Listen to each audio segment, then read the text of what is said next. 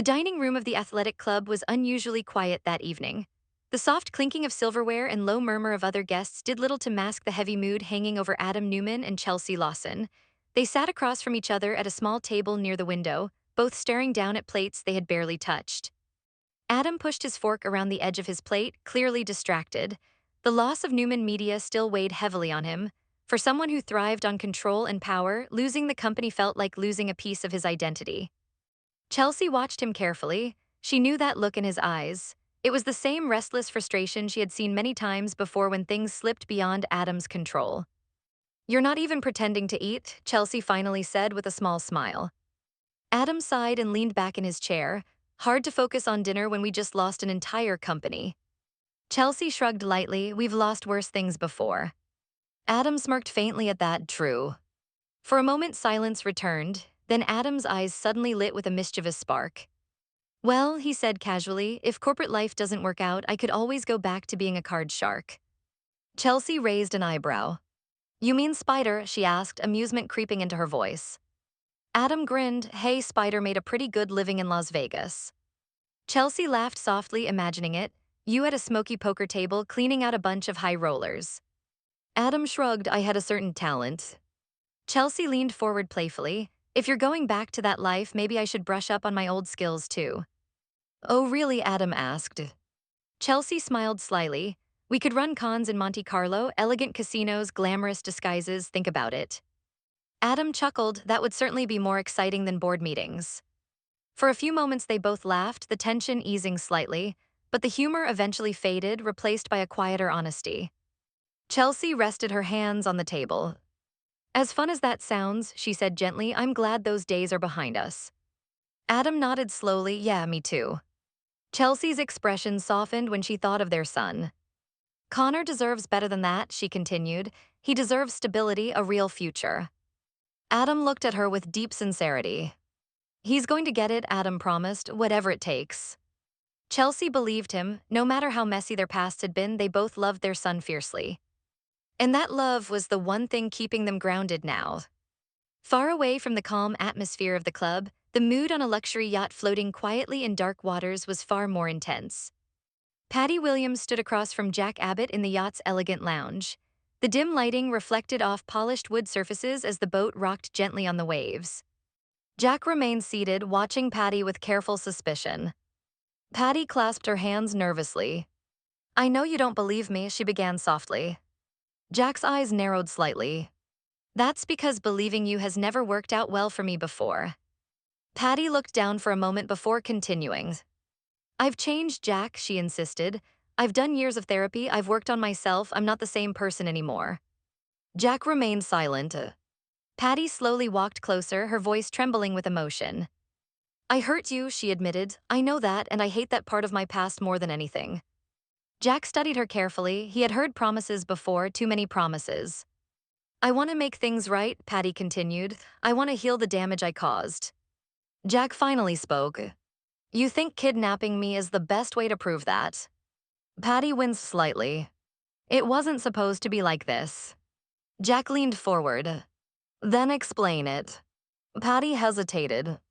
"I just needed you to listen," she said quietly. Jack sighed. "You had other options." Patty's eyes filled with emotion. "But you never would have listened." A long silence followed. Then Patty suddenly turned and walked toward the small dining table nearby. "At least let me feed you," she said. Jack's eyes immediately hardened. "That's not suspicious at all." Patty rolled her eyes slightly before placing plates and glasses on the table. "I knew you'd say that." She picked up a fork and took a bite from one of the dishes. Then she lifted a glass and took a sip of the drink. "See," she said after swallowing, "not poisoned." Jack remained skeptical. Patty took another bite from his plate just to prove the point. Finally, Jack sighed. "You always did know how to make a dramatic demonstration." Slowly, cautiously, he walked over and sat down. Patty watched him carefully as he tasted the food. For the first time since this strange encounter began, Jack seemed slightly less guarded. "I'll admit," Jack said reluctantly, "you've made a compelling case." Patty's face lit with hope. But Jack quickly added, "That doesn't mean I trust you." Her smile faded slightly. You still have a lot to prove. Patty nodded slowly. Jack set his fork down. In fact, he said calmly, I think the best way for you to prove it is simple. Patty waited. We go back to shore together. Her expression froze. You keep living this new life you're so proud of, Jack continued, and I go back to my wife and my family. Patty studied him quietly. Then she sighed. You're just as charming as ever, Jack Abbott. Jack gave a faint smile. I'll take that as a compliment. But Patty slowly shook her head. That's not possible. Jack frowned. What is? Patty looked at him with a strange mixture of regret and honesty. I'm not the one in control of this situation. Jack's smile vanished instantly. Meanwhile, at Society Restaurant in Genoa City, tensions were rising rapidly. Billy Abbott stood across from Kyle Abbott and Diane Jenkins Abbott, his frustration barely contained. I'm just saying we shouldn't rush into anything, Billy argued. Kyle folded his arms. You're worried about Chancellor again. Billy exhaled sharply. Of course I am. Diane shook her head in disbelief. Jack is missing, she said firmly. That should be the priority. Billy raised his voice slightly. And what if Victor is lying? Kyle stepped closer. And what if he is? Billy rubbed his temples. Look, we don't even have proof Victor has dad. Just then Billy's phone buzzed in his hand. He looked down at the screen. A new message. From a burner phone. Billy's stomach tightened as he opened it. The image that appeared made the blood drain from his face. Kyle noticed immediately. What is it? Billy slowly turned the phone around so they could see.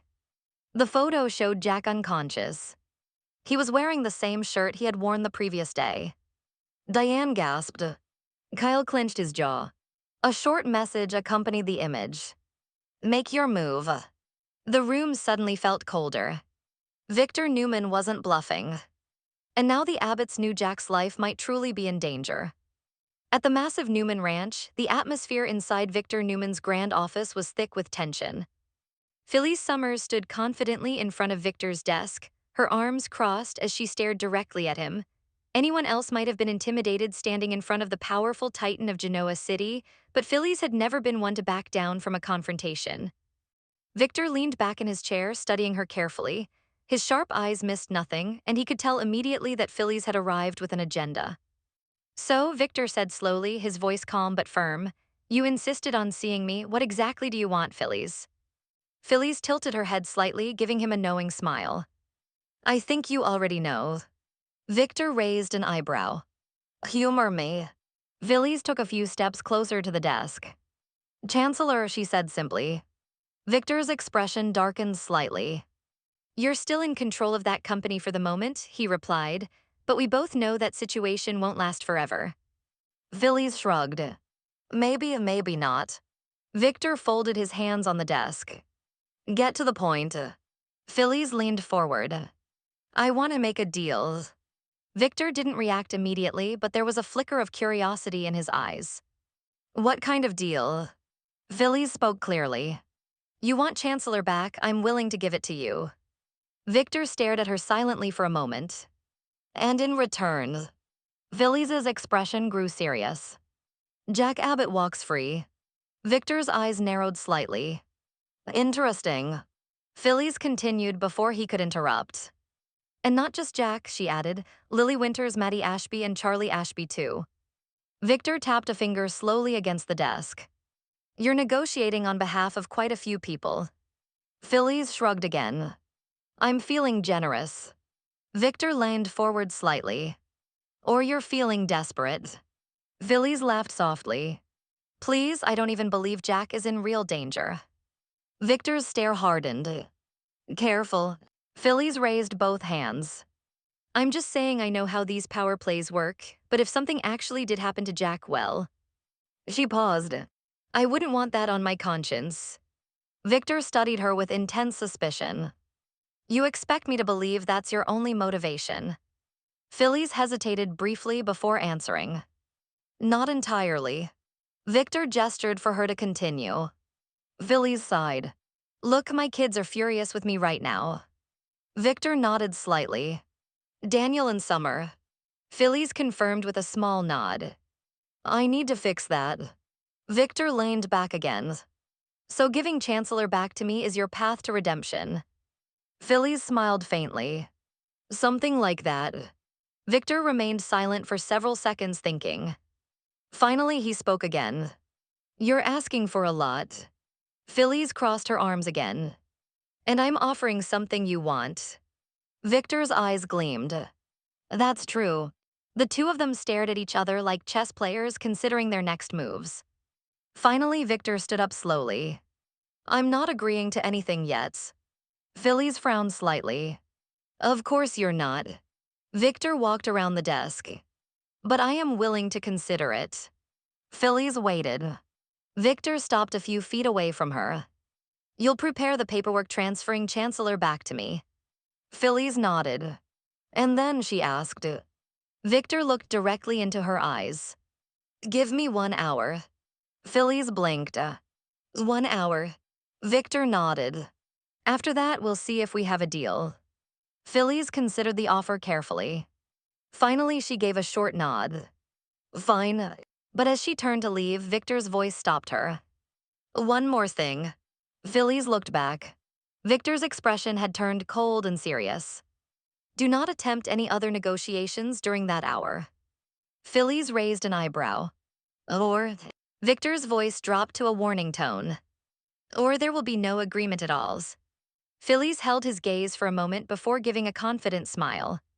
Understood. She turned and walked out of the office. But the moment the door closed behind her, Victor's expression hardened even further. Across town at Society, Billy, Kyle, and Diane were still staring at the disturbing photo of Jack. Diane's hands were trembling. That's definitely him. Kyle clenched his jaw. Victor has him. Billy stared down at the phone, anger building inside him. This is insane. Kyle looked at him sharply. What are we going to do? Billy exhaled slowly. We give Victor what he wants. Diane nodded. If that's what it takes to bring Jack home. Kyle's voice was filled with determination. Then we make the moves. Meanwhile, out on the dark ocean, Jack Abbott stood near the yacht's window, staring out at the water. Behind him, Patty watched quietly. Jack turned slowly. You said you're not in control, he said carefully. Patty nodded. That's right. Jack's eyes hardened. Then who is? Patty hesitated. But before she could answer, footsteps echoed somewhere deeper in the yacht. Both of them turned toward the sound. Jack realized in that moment that Patty might not be the biggest threat in the room. And somewhere far away in Genoa City, the power struggle between the Newman and Abbott families was only just beginning.